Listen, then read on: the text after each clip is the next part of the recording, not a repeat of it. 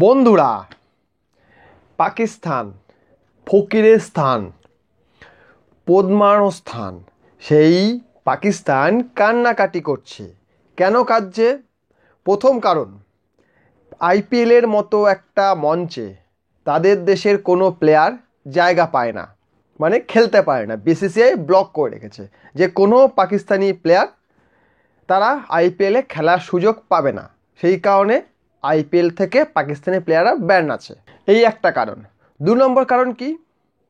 PSL মানে পেলের super league, যেটা সেই পেলের সুপার লিগে খেলার মতো কোনো প্লেয়ার অবশিষ্ট নেই। পাকিস্তানিরা বলেছিল যে আমরা পিএসএলকে আইপিএলে সময় করব, মানে একই সময় আমরা স্টার্ট করব, আমরা একই সময় খেলাবো এবং আমরা দেখব কার জনপ্রিয়তা বেশি, পিএসএলের নাকি আইপিএলের। পিএসএলে আমরা বেশি করে টাকা দেব, পিএসএলে আমরা এত সুযোগ সুবিধা দেব যাতে সমস্ত প্লেয়াররা পিএসএলে খেলবে, আইপিএলে লোক খেলবে না। এরকমটা বলেছিল কি পেলে সুপার লিগ বা পিসিবি, পোদ মারানো ক্রিকেট বোর্ড। ঠিক আছে, সেই পোদ মারানো ক্রিকেট বোর্ড এবং পিএসএল মানে পেলে সুপার লিগ, যেটা তারা বলেছিল এই কথাটা। তারপর কি হলো?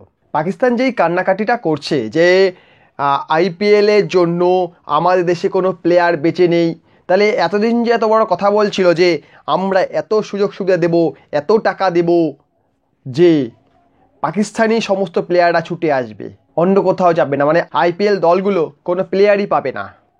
কি হলো সেটা? কাংলারা কান্নাকাটি করছে। কারণ কি? কাংলাদের কোনো প্লেয়ারকে কোন আইপিএলের কোনো ফ্র্যাঞ্চাইজি ছুঁয়েও দেখেনি, মানে তাদেরকে টাচও করেনি। এসছে, নামটা স্লট করে বেরিয়ে গেছে। এরকম 395টা প্লেয়ার আনসোল্ড আছে। তার মধ্যে প্রধান প্লেয়ার যদি বলি, স্টিভেন স্মিথ, ডেভিন ওয়ার্নার, এরা হচ্ছে মেন। জিমি অ্যান্ডারসন একজন আছেন, ইংল্যান্ডের একদম অনেক বড় পেসার, অনেক বড় বলার, ইনি আছেন। এদের মতো প্লেয়ার যদি আনসোল্ড থাকে তো কাংলারা কান্নাকাটি করাটা একদম, মানে কি বলবো, বাচ্চাদের মতো অবস্থা, যে বাচ্চারা জেদ করে না, আমার এটা চাই, আমার এটা চাই, সেরকম ব্যাপারটা হয়ে গেছে। যে ভাই তোর অকাত নেই, তুই আইপিএলে খেলবি কী করে? আইপিএল তোকে নেবে কেন? এটা প্রথম কথা। দ্বিতীয় কথা হচ্ছে যে পিএসএল মানে পেলেস সুপার লিগ, যেখানে খেলা হয় একই স্টেডিয়ামে, দেখা যাচ্ছে তো সমস্ত ম্যাচ হচ্ছে। ভারতের মধ্যে কতগুলো স্টেডিয়াম, প্রতিটা দলের জন্য 2টো করে স্টেডিয়াম দেওয়া আছে, 2টো করে, তাও স্টেডিয়াম বেশি, এত ফেসিলিটি রয়েছে। প্রতিটা ফ্র্যাঞ্চাইজির আলাদা করে প্র্যাকটিস করার জায়গা করা আছে, একাডেমি করা আছে। সেই একাডেমিতে সেই সব প্লেয়ারগুলো যতক্ষণ ইচ্ছা প্র্যাকটিস করতে পারে। প্রতিটা প্লেয়ার, তাদেরকে দাঁড়িয়ে থাকতে হয় না যে ও শেষ করলে আমি যাব, তাদেরকে ওয়েট করতে হয়। তারা প্রত্যেকে একসঙ্গে প্র্যাকটিস করতে হয়, ব্যাটিং বলিং ফিল্ডিং সব একসঙ্গে প্র্যাকটিস করার জায়গা আছে, সেই ফেসিলিটি রয়েছে।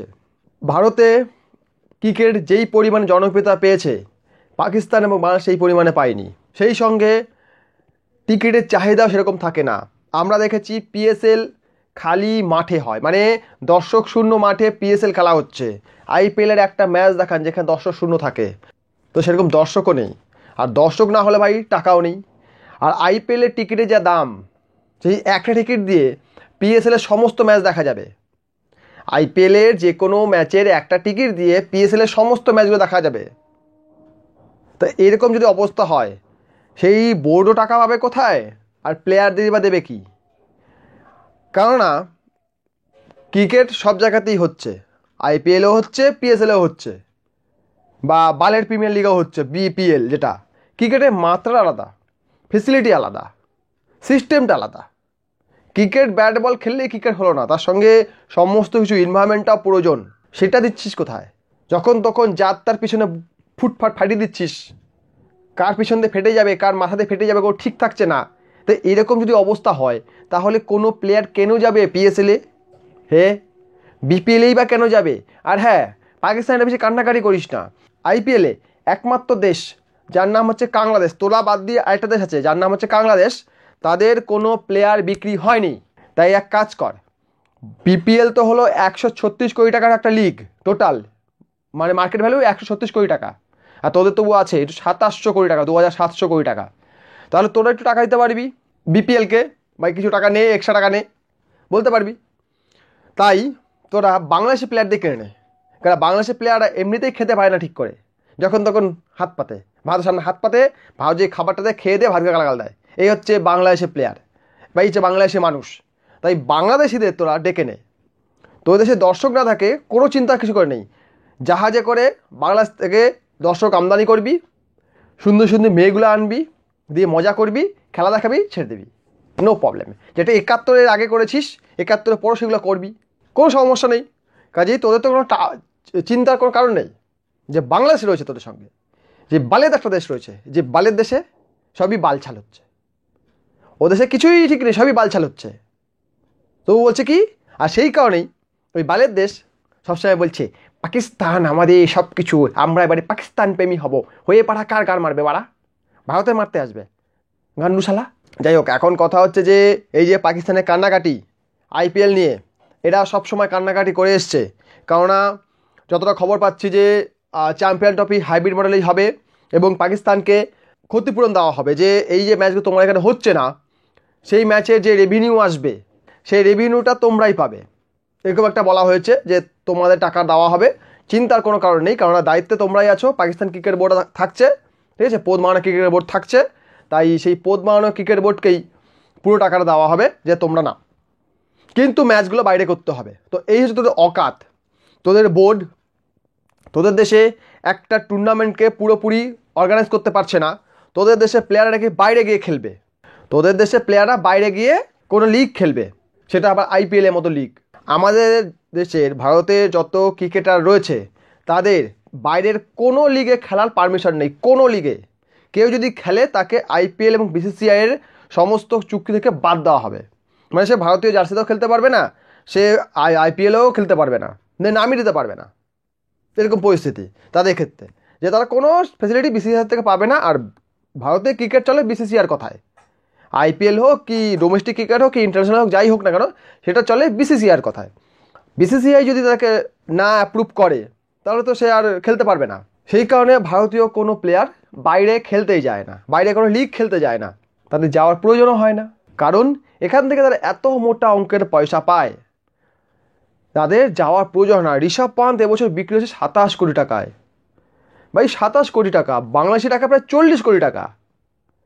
বাংলাদেশে সম্পূর্ণ যে ক্রিকেট লিগ হয় বিপিএল টোটাল বাজেট থাকে 40 থেকে 45 কোটি টাকা বাংলাদেশি টাকায়, 40 থেকে 45 কোটি বাংলাদেশি টাকায় টোটাল বাজেট থাকে।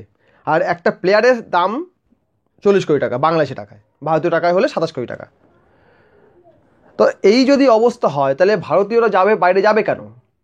আর ভারতীয়রা যেহেতু বাইরে যায় না, বাইরে প্লেয়াররা কী ভাবে যে ভারতীয় প্লেয়ার, এত বড় প্লেয়ার বিরাট কোহলি, সচিন তেন্ডুলকার, ঋষভ পান্থ, এই যে বড় বড় প্লেয়াররা রয়েছে, এরা বাইরে যাচ্ছে না। কারণটা কি? কারণ আইপিএল এদেরকে মোটা অঙ্ক দিচ্ছে। আর মোটা অঙ্ক দিচ্ছে যেহেতু আইপিএল, আর আইপিএল যদি এখন যেহেতু বাইরের প্লেয়ার খেলানোর সুযোগ দিচ্ছে, মানে আইপিএলের প্রতিটা ম্যাচে 4 জন করে বাইরের প্লেয়ার খেলতে পারে, মানে ফরেন প্লেয়ার খেলতে পারে, সেইখানে যদি তার নাম লেখাতে পারে তাহলে এই টাকার তারাও পেতে পারে। কারণ মিচেল স্টার্ক আমরা জানি আগের বছর 23 কোটি টাকা বিক্রি হয়ে গেছে কেকেআরের কাছে, কাজেই তারাও তো বলতে পারে যে আমরা ওই টাকাটা পেতে পারি। তো তারাও কিন্তু ওই জায়গায় নাম লেখায়। তাদের মধ্যে যার কপাল খুললো না খুললো গেল, এখানে কান্নাকাটি কিছু নেই। আর 395টা প্লেয়ার যে পড়ে আছে এখন বিক্রি হয়নি, সেই প্লেয়ারগুলোকে নিতে পারে পিএসএল, যদি তারা এগ্রি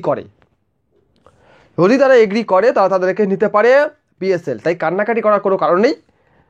বাকি আইপিএলে যেসব প্লেয়ার বিক্রি হয়নি সেসব প্লেয়ারকে তোমরা অনায়াসে নিয়ে নাও, নিয়ে তোমাদের দেশে গাড় মারামারি করো, মানে তোমাদের গাড় মারার জন্য নিয়ে যাও। বুঝতে পেরেছো? কারণ তোমরা কারোর মারতে পারবে না, লোক তোমাদেরই মারবে। ভিডিও ভালো লাইক করবেন, কমেন্ট করবেন, শেয়ার করবেন, চ্যানেলটা সাবস্ক্রাইব করবেন। ভিডিও দেখার জন্য অসংখ্য ধন্যবাদ।